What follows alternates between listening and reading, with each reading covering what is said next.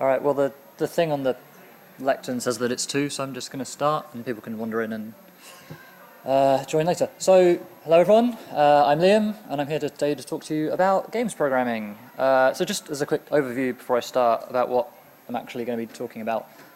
Just for clarity, this isn't a talk about how to get a job in games programming, largely because I think it varies from region to region, and as I understand it, the Aussie scene is very different to the UK scene, so I don't have a lot of advice there, but also my own route into the industry was, I got quite lucky, so I don't have a lot of advice here, but if you're interested in talking about it, come grab me after. I'm happy to discuss different ways of getting into the industry. What we're actually going to be talking about is what being a games programmer actually involves. There are far fewer bits of advice and talks out there for what happens once you actually land the job. So I'm going to be talking about that, and specifically about ways to sort of grow as a programmer and continue to learn once you're on the job. So I'm going to be giving some advice on common things to look for, common things to try. So a few caveats as well. My own experience is largely in-house. I don't have a lot of advice for remote stuff. So if you're looking to do remote programming, I can't really help you a lot there. I'm talking about teams that, when I write large-ish here, what I mean is actually probably just more than a handful of people. My own experience is working on teams that have a large distinction between designers, programmers, and producers, for example. So if you're working on a team with just 1 or 2 people, some of this might not apply. I'm not going to be talking about specific specializations either. So if you're looking for advice on being a graphics programmer or an AI programmer, there's none of that in here really. It's more just general advice for programming in games. And also, this doesn't mean I'm going to be jumping around a bit. I'm not literally going to be. What this means is I'm going to be piecing together a lot of different bits of advice from different things I've learned over the years. So not all of it sort of sticks together nicely. So I'm going to be just jumping around various points, and hopefully it sort of runs smoothly. So there's a bit of an overview as to who I am. So I said I am Liam. If you can't already tell by the accent, I am from the UK, specifically south of England. I live in Guildford, working at Media Molecule, which is the studio that made the Little Big Planet series, as well as the Tearaway games. And for the last 5 years that I've been there, we've been working on Dreams, which is a PS4 game where we sort of give players tools to make art, music, games, animations, and they can share them with other people playing the game. Sort of a big creative community on the PS4, really. And my role there is Senior Principal Programmer, which is just a very fancy way of saying I write a lot of code. Mostly I've worked on sort of creative tools, trying to give people things that they need to make art, music, etc. But I've also done a lot of game architecture, so like architecting our core game code, that sort of thing. If you're interested in the specifics of that, come grab me afterwards. I won't bore you with it all here. So I want to start just by sort of doing a bit of an abstract overview of what being a games programmer is, not with any specific advice, but in like a really high-level meta way, because I feel like often it's hard to get an idea of it until you start doing it. So broadly speaking, being a programmer means you live in the domain of problems, and what that means is your world is sort of this, right? You sort of spend most of your day just putting out fires. This was actually made in Dreams, available on the PlayStation Store now. Quick plug. The idea is basically you spend your day, there's these sort of 3 main areas you'll be doing, which is figuring out what the problems are, trying to figure out how to solve those problems, and then actually writing code to solve things. And when I say problems, it doesn't just mean bugs. I'm counting features under the sort of umbrella of problems here. So you'll spend most of your day doing that. A key thing that I think a lot of people don't expect going into games is that as a programmer, it's also your role to make sure you're doing all of that in context. So you're working on a game. Your game is going to have some core design pillars. It's going to have the core aesthetics and goals. And a game's design becomes reality through code, right? So every bit of code you write is having some effect on the game's design. So you need to be making sure that what you're implementing actually fits with the aim of what you're making. And as with most of life, game dev is largely compromise. For everything you implement, there will be solutions that will sometimes just be the obvious one that has no downsides, but usually it's a trade-off. Usually, no matter what solution you pick, there's a downside to it. So you have to sort of balance what you're implementing with what other problems you might be creating for yourself and your team.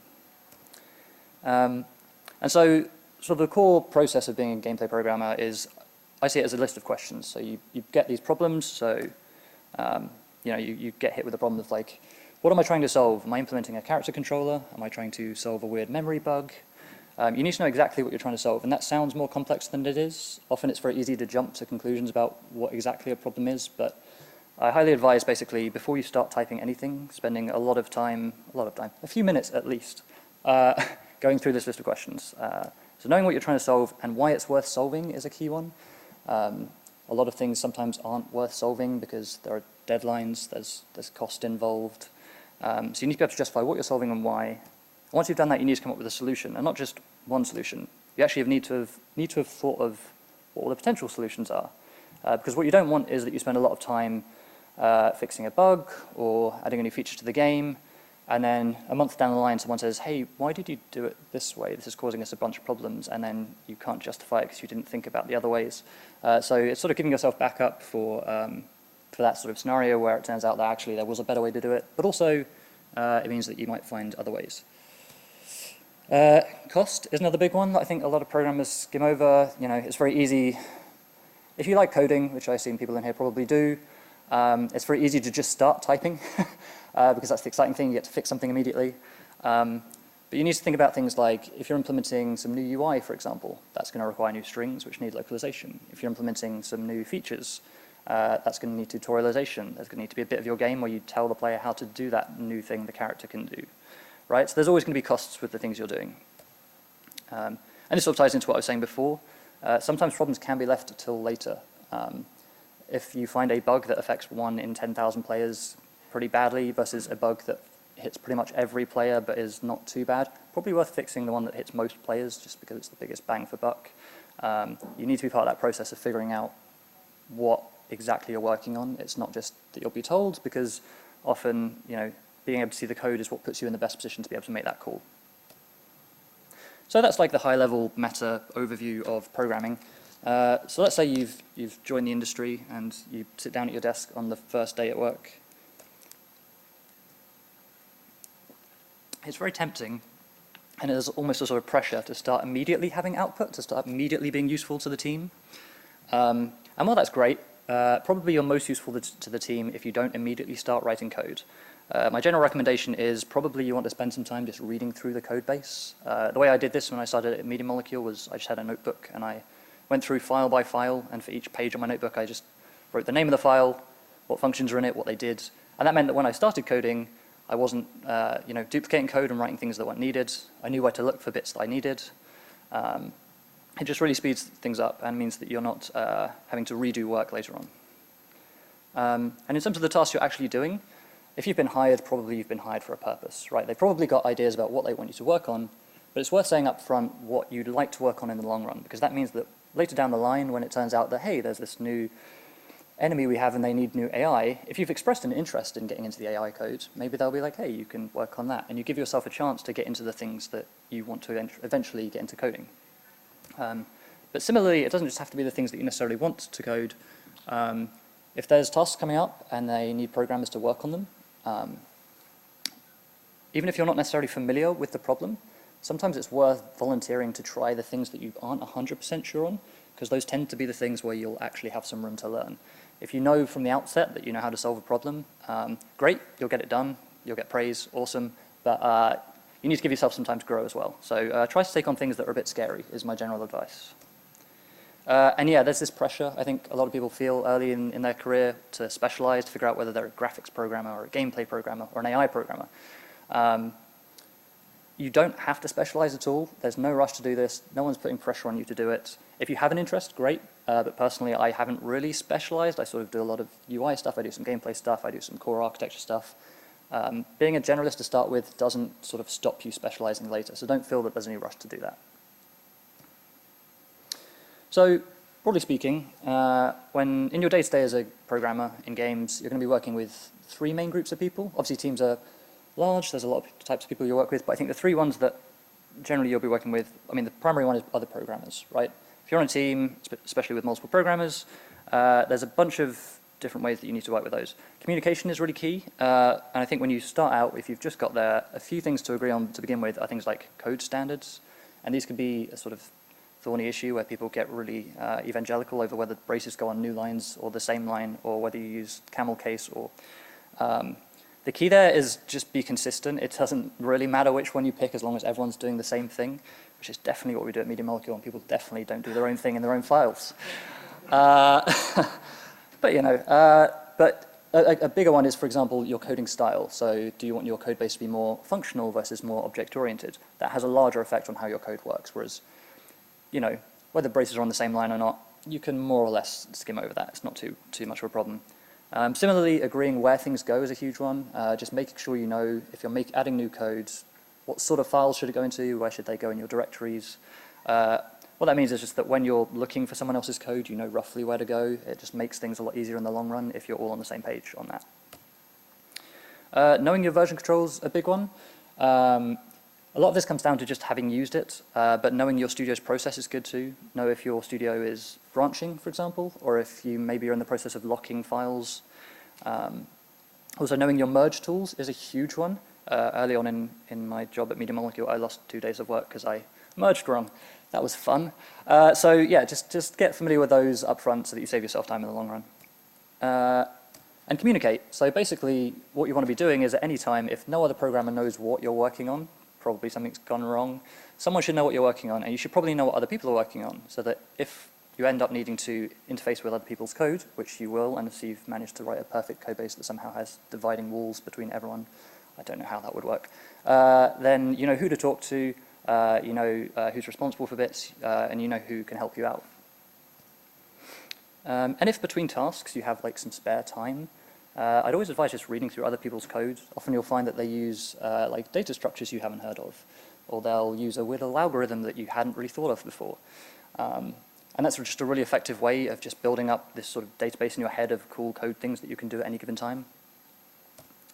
And yeah, like when in doubt, as with everything, just talk to the people on your team about what they're doing, what you're doing. If you need help, ask them.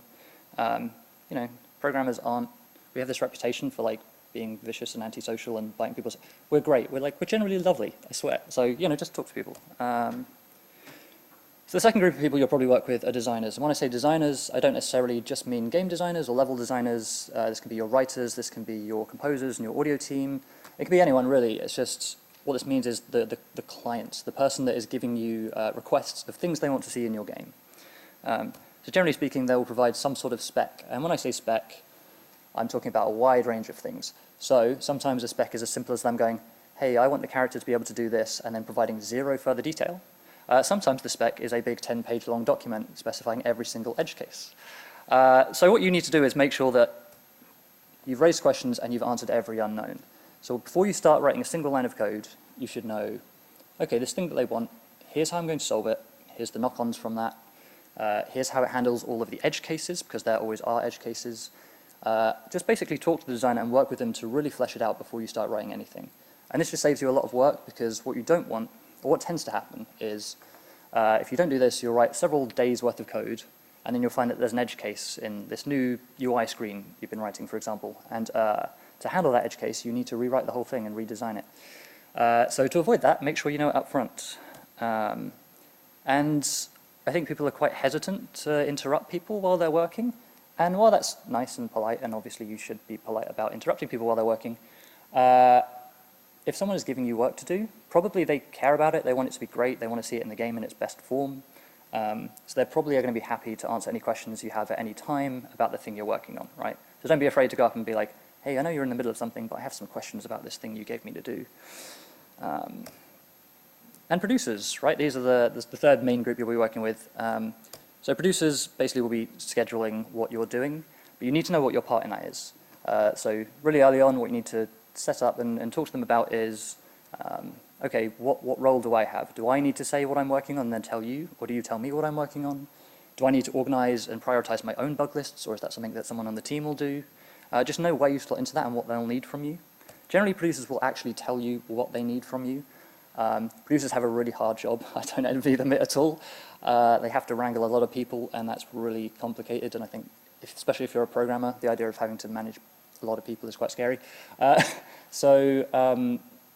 Yeah, if they send an email that says, hey, we need you to look through your bug list and find anything that relates to this that we need to know about, it can be very easy when you're lost in doing features and code to be like, oh, I'll do that later. Try and make time to do it. The producers have a very hard job. They're just trying to make your life easier, and they need the information from you to make that possible. Task time. So task time is really difficult to estimate. I don't know any programmer that ever really masters this. When a producer asks you how long a task is going to take, you'll have a rough estimate in your head probably, and you'll be like, oh, it could be anything from like a day to 3 days, whatever, but let's say it's 3 days, always pick on the upper end. And then take the upper end, and generally the advice is double it. The nice thing about that is that then they'll schedule in lots and lots of time for you to do the thing, and the likelihood is you'll get it done early. And getting it done early is great, because it means you have more time to do more things. Getting things done late means schedules get pushed back, deadlines get missed, bad things happen. So yeah, double all your estimates. It's always worth doing, and every time I think, no, this time I definitely can do this one in 2 hours, it always bites me, so just make sure to do it. And when you're talking to producers, just try and give them the information they need. It's very tempting to start diving into what bits of code you're touching and why, and what systems, what files and what functions. And a lot of producers are technical. It's not that they're not, it's just that it's superfluous to what they need to know. What they want from you is, what are you doing, why is it worth doing, and why does it tangibly benefit the game and the team? And these two sort of go hand in hand. You want to know the deadlines you're running to. Don't assume this is something that producers need to worry about and that you'll just work through a list of stuff. Knowing your deadlines is really effective because often as a programmer, you're the one that's most often looking at your bug list or your task list. You'll know how much work you've got coming up. If people start suggesting features and they just start getting added to your feature list, you'll know sort of how much work they're going to take. And often it's very easy to get lost in a sort of a whole game studio process where you'll start getting a lot of features and there's a deadline coming up and no one's really flagging that you probably don't have time to do them all. So you need to be a core part of that process. You need to really raise the concern if you find actually the amount of work you've got to do outweighs the amount of time you have. Right, so that's general overview of day-to-day working, but let's talk about some code-specific things because that's largely what programming is. So I talked about this a little bit earlier, but a thing you really want to do is make sure that whatever you're doing, you're solving the real problem. And that often starts at a design phase, just making sure that you know that what you're doing is sort of the best way to solve what's actually being requested. Often you'll get a request of, I have this problem, and here's how you're going to solve it.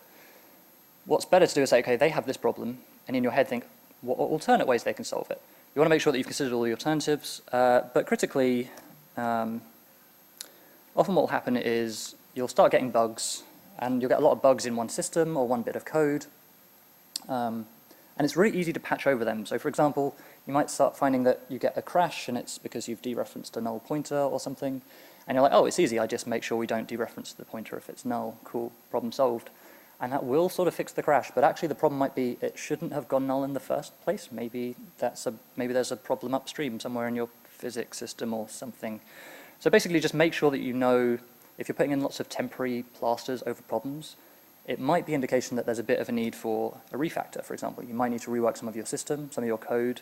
This can be a really hard one to actually talk to your producers about because basically what you're proposing is, I'm going to do some work and the end result will be the game is exactly like it was, but it might be better going forwards. So it's a tricky one to sell, but often it just means that your code base is stable, and if you're working for years on a game, having a stable code base is really valuable. And it doesn't just have to be huge refactors. If you're in an area and you see a function that has like 10 Boolean arguments when it could just be like one enum, take the time to just do a little bit of cleanup here and there. I can't remember, I think my tech director said this. The idea is like, if you're planting a new tree, if your tools are already out, you might as well just pick a few weeds while you're there, right? There's this notion of yak shaving. I don't know if anyone's heard that phrase. It's this idea that you're doing like a seemingly useless task that actually is needed like 10 steps down the path of logic for like what you actually wanted to do. So, it's that thing of, have you seen the Malcolm in the Middle thing where he tries to fix a light bulb and he has to get in his car, but then his car's out of... Anyway, basically, if you find yourself doing yak shaves, it can mean that maybe something's gone wrong, but often actually it's a really good thing to do. Our tech director talks about himself doing yak shaves all the time, which is great mental images. But yeah, they can be super valuable for just cleaning up the code base, basically. Yeah, so debugging, as a programmer, honestly, you don't spend most of your time writing code, you spend most of your time looking at code and thinking about code and not actually touching the keyboard.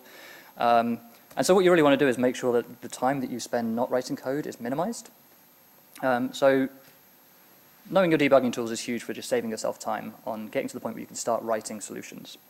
And this can be things like just knowing, you could do whole talks on debugging techniques. I'm just going to skim over here. But the idea is look through your debugging tools and just see what's available. Data breakpoints is a common one, for example.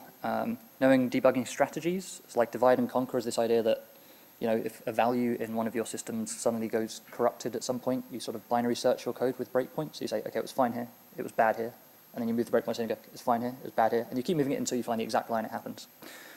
And if you're doing AAA things in multi-threaded environments, knowing how to freeze and thaw threads, etc., the general advice is basically look through the drop-downs and the menus in your debugging tools and just look for documentation on those and know how to use them. And a really key one is if you're writing something and you think it might be a problem further down the line, add loads of logging. So for example, if you're writing a function and you're like, gee, if this function takes a value less than 0, it's just going to do really bad things. Oh well. No, don't, oh well. Probably put in some debug logs. Hell, make the game crash even. It's probably better that it crashes at the point it goes wrong than 10 minutes down the line when your character decides to turn inside out. An example of this actually that we hit the other day, so this is from the Dreams codebase TTY. So whenever you run the game, our engine's called Unicorn, by the way, which is why it's got an ASCII unicorn. When you run the game, it tells you a bunch of information about when that build was made. So we had this problem the other day where our QA were insistent that actually some content wasn't loading and they were on the latest version of the code, so that content should be loading. And by looking at this, we were able to see actually your build is on an old version of the code, even though the build system is telling you it's on the latest version. So we found a problem in our build system just by using this TTY. So yeah, putting in build logged output before you need it can save yourself a whole load of time. And yeah, like I was saying, if you're reading through other code and you find like cool little algorithms, cool little data structures, take some time to just like memorize them. There's like an example that I love bringing up and I now liberally scatter through all my projects and it makes people sick of me, is this one. You don't have to understand the exact code. The notion is when you want something to move somewhere, right, you do a lerp. You just lerp it to that position. But if you add a bit of state, so you have like a velocity and you lerp with the velocity instead. Oh, I think you can do a pointer thing on this, right? Like, oh, that's cool. So the notion is basically you have these two parameters, damping and elasticity, and basically you do a lerp that just sort of makes a thing go all springy. So like I've used this in all, like this is a game jam project I did where you type stuff. But here on the UI, basically I just added a thing so that every time you move stuff, it just makes it super springy. It's a few lines and I now put it on everything I do in UI. And yeah, like I say, it makes people sick of me. But basically just build up a list of those in your head because it just means that you have this arsenal of like cool little code things you can do. Yeah, lots of code is a pain. Like less code is good for obvious reasons. There's probably less bugs in it. It's easier to debug, easier to modify, all that sort of stuff. We've lost the screen. That was weird. Okay. So often you'll hit this thing where you're fixing a bug, you're implementing a feature, and there'll be two ways to do it, and you'll think, oh, there's this sort of simple 5-line way I could do it. That's a few lines of code, and it'll sort of cover most of the cases, but there's all these edge cases, and they might be a bit hairy, and we could do a really clever algorithm which takes 200 lines but would fix it all. The problem with the 200-line version is it's going to have 200 lines in which bugs can hide. It's going to take you a lot longer to write. It's going to be a lot harder to maintain. Generally speaking, the simple solution is the best, not because it's not as good as the smart one. Smart one's smart, so it's probably technically better from an implementation point of view, but from the amount of time it saves you, from the amount of effort debugging, from the amount of pain it will save you in the long run, lots of simple solutions tends to be the way forwards.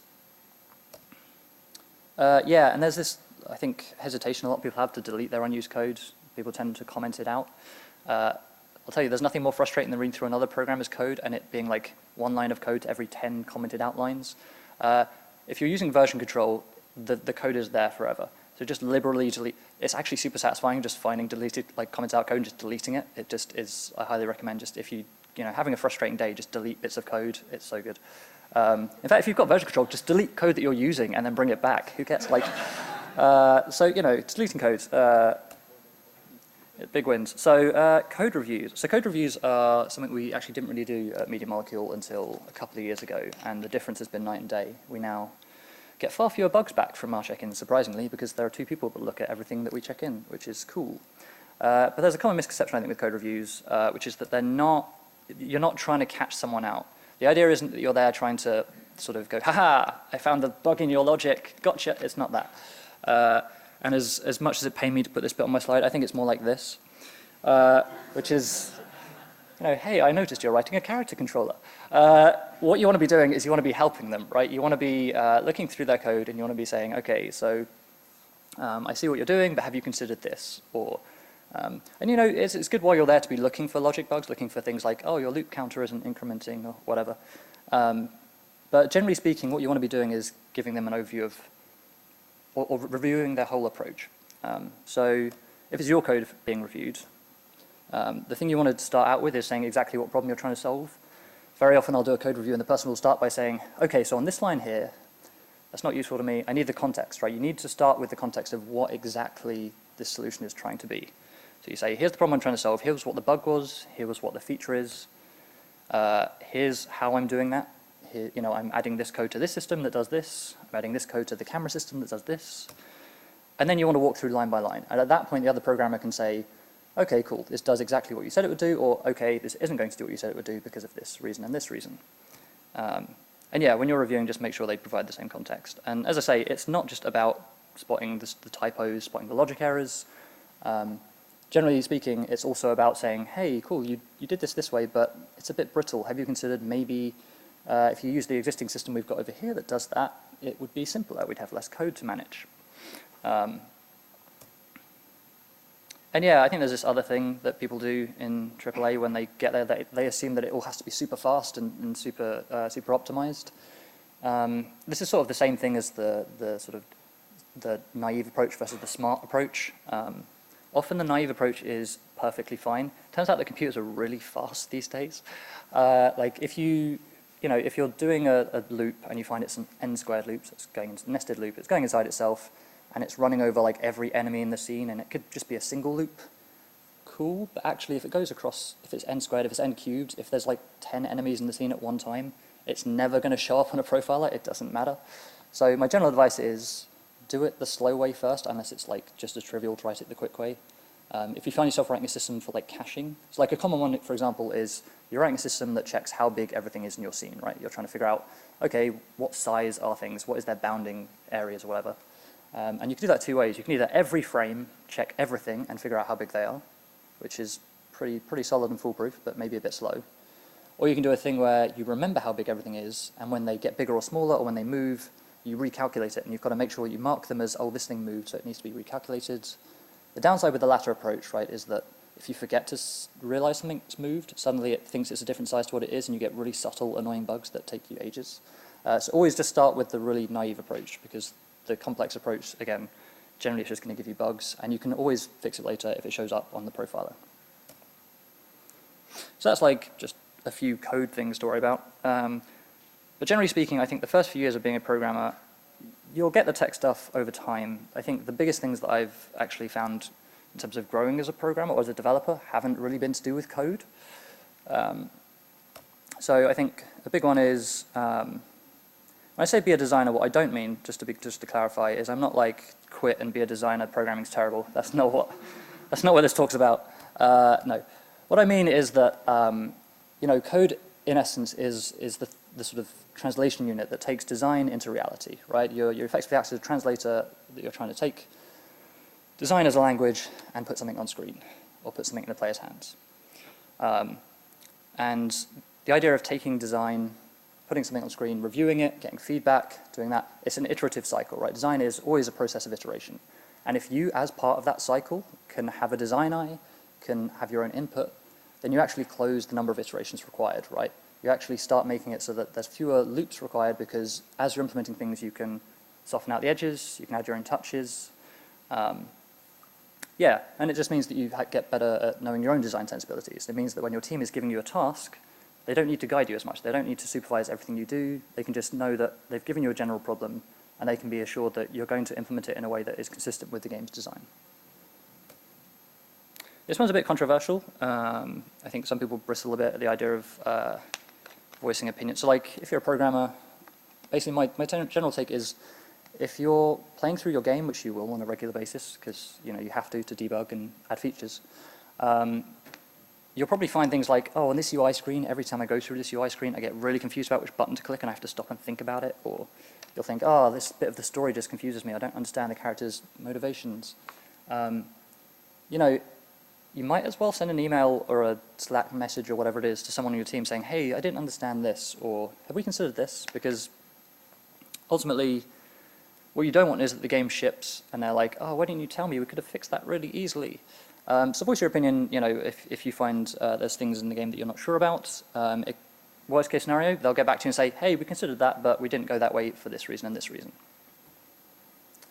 So my first few weeks at Media Molecule, I basically was getting a lot of feedback on the things I was working on. People were telling me, cool, we like what you've done, but we would have preferred you did it this way. Here's another way to do it. And I spent the entire time assuming that everyone hated me and that they didn't like what I was doing, which wasn't the case. What was actually happening was I was in a studio full of a lot of talented people who wanted the game to be really, really good.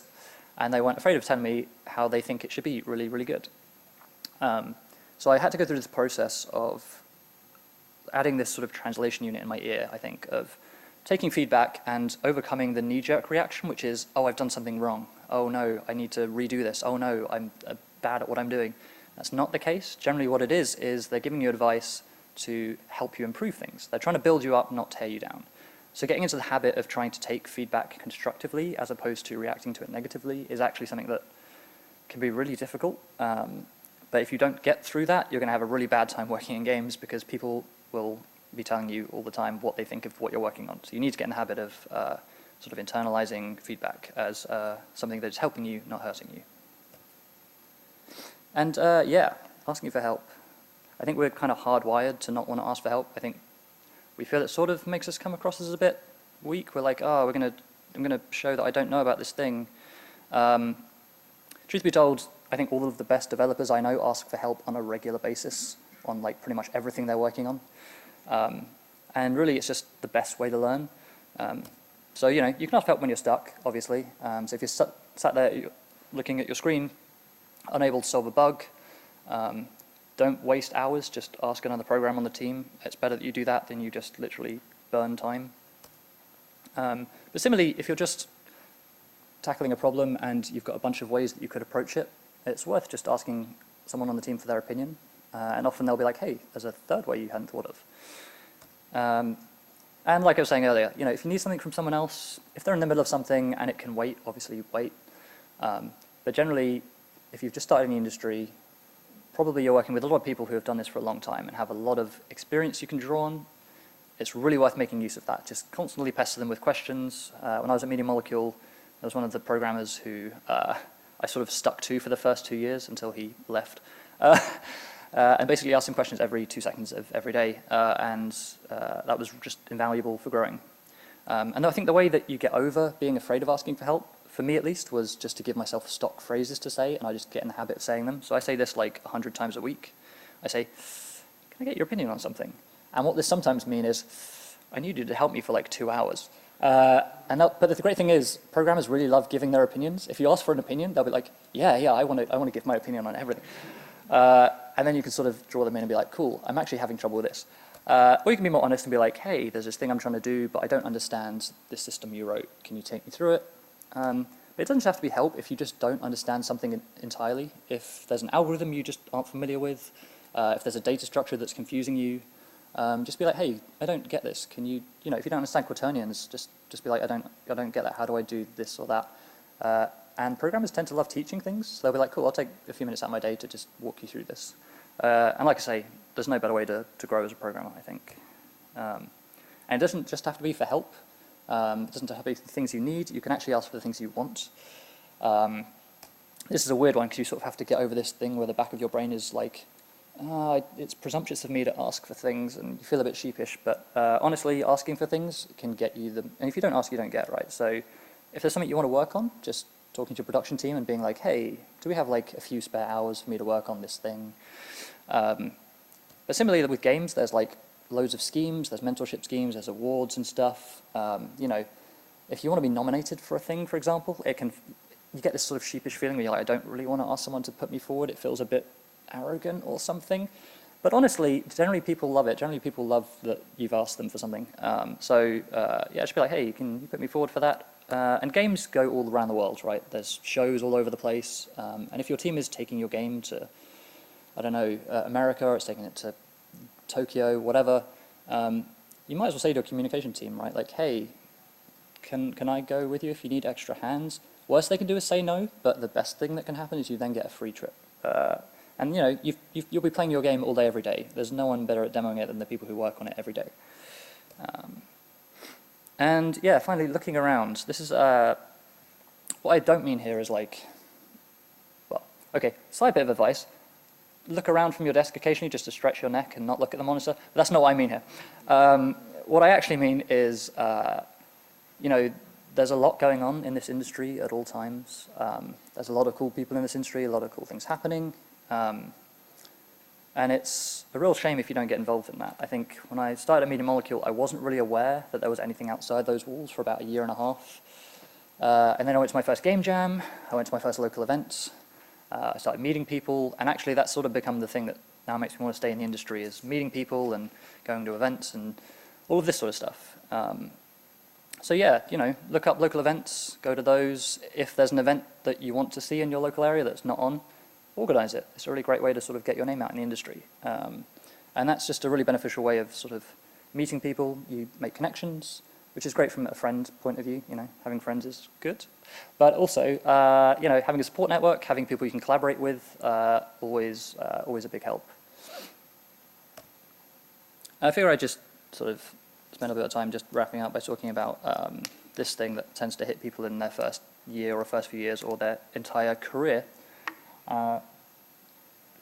This idea of imposter syndrome that just sort of hits most people because it's a creative industry, and imposter syndrome is sort of rife in creative industries. People tend to, you know, struggle with it, I think. And the thing that sort of mitigates it, I think it's hard to get over no matter how much you rationalize it, but the thing that mitigates it is just realizing that no one really has a clue what they're doing. You know, everyone around you sort of will be struggling with the same things. Everyone around you thinks that, hey, they're going to find out I'm incompetent at some point. There's this really good tweet. I love this tweet. I'm just going to give you a minute because I just think it like sums up the whole thing.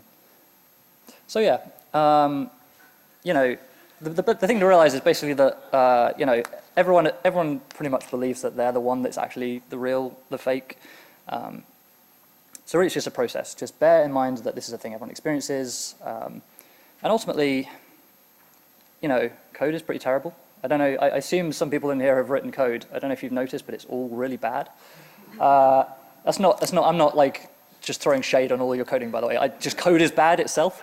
Yeah, #1 cause of bugs, code. Fucking, just terrible, No, but what I mean by this is, you know, especially at scale, that I think for small projects you can write probably some perfect code, some nice little code that's one function that's like 3 lines long and does exactly what it needs to, and it's perfect. Outside of that, you have to start making compromises. Things get lost, you have to work to deadlines, you have to make sure that you do things pragmatically rather than idealistically, right? I think the thing that cemented this for me, so when I left university, before I started Media Molecule, I'd assumed that a AAA code base would be perfect and that I would have to rise to the standards of these experienced developers and write code with 0 bugs and make it all perfect. And in my first few weeks, I was writing some UI code, and I was putting text on screen using a function called debug draw text, which, you know, okay, so it's a debug API to draw some text. I was talking to our tech director and telling him about what I was doing, and I, in passing, mentioned, oh, and when we get proper text rendering, I'll replace that. And he stopped me and he said, what do you mean proper text rendering? And I was like, oh, I'm using debug draw text, so, you know, obviously it's just the debug API. And then he just sort of stared at me and was like, I think we ship Little Big Planet with that as our text system. So, you know, code is just all bad. Like, no one knows what they're doing, really. Things get lost, it's fine. You don't have to reach this, like, perfection standard. I mean, obviously strive to be better, but give yourself a break. It doesn't have to be, you know, flawless. And, you know, if everything goes wrong, if you spend a few days working on something and it doesn't go how you'd expected, if it doesn't solve the problem right, if you've wasted time, if, like I did really early on at Media Molecule, if you crash your game's server and it makes the studio lose about half a day of work, that one, don't panic. You know, the great thing about game development, especially as a studio, is that generally you're a team, right? You're all trying to make the same thing. You all care about each other. You're all trying to make sure you all stay healthy and happy and not panicking while you get this thing made. So, you know, it does happen to everyone. At some point, I'm sorry to say it, at some point in your careers, you will do something that you consider as, oh no, everything's gone wrong. I've done it, I will do it again, inevitably. It just happens. The key is that you just work with your coworkers to fix things. You know, just sit down with them, talk to them about what went wrong, and critically, just make sure you learn from whatever went wrong. It's only really sort of a failure if you don't learn from it and you do it again. If you do it again, like the same mistake, okay, maybe it's probably still fine. 3 times, probably you should start introspecting. So, you know, just work together on that. And this last one, I just throw in there because you'll hear this advice a lot in the games industry. You'll hear it in a lot of talks, and it's worth repeating because it is such critical advice, and it takes a really long time to sink in, no matter how many times people say it to you. You know, this industry is great. We want everyone to stay in this industry. We want everyone to keep doing the thing they love. And it's really easy to burn out. There's a lot of things in this industry that can cause you to burn out, and you don't want yourself to have to be one of them. So if you find yourself overworking, stop. If your team are telling you you're working too much, that's a real sign you probably should stop if other people are commenting on it. You know, ultimately what you want to do is give yourself the best chance to keep doing the thing that you love. Because I mean, you know, this is like, you know, I think the perfect metaphor for me for the people that I see that overwork. They're just like, everything is fine, and they are literally, you know, just covered in lava. And now I'm sad about the Terminator. So, yeah, that's all I've really got. I realize I rambled quite quickly through it all, so we have about 8 minutes for questions if people have them. I also am willing to just keep rambling about more things if anyone would like me to keep rambling about more things, or we can wrap up early. But anyway, either way, thanks for listening, and yeah, any questions?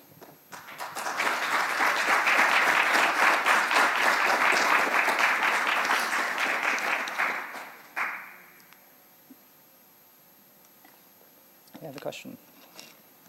I think we have to pass the mic around for the recording.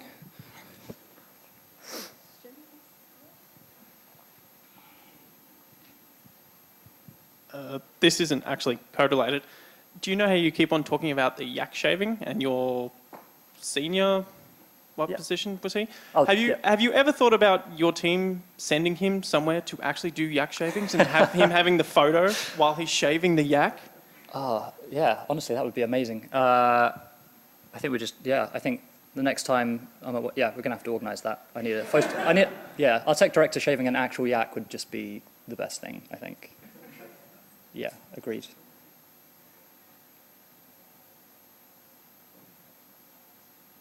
All right, cool. Well, I'm around afterwards if anyone has any other questions they don't want to air publicly. I'm also on Twitter if you want to follow me there, and or just at me or DM me or whatever, and I'm happy to talk about anything programming related or just keep rambling, because I could honestly ramble about programming for hours and hours. Yeah, thanks for coming.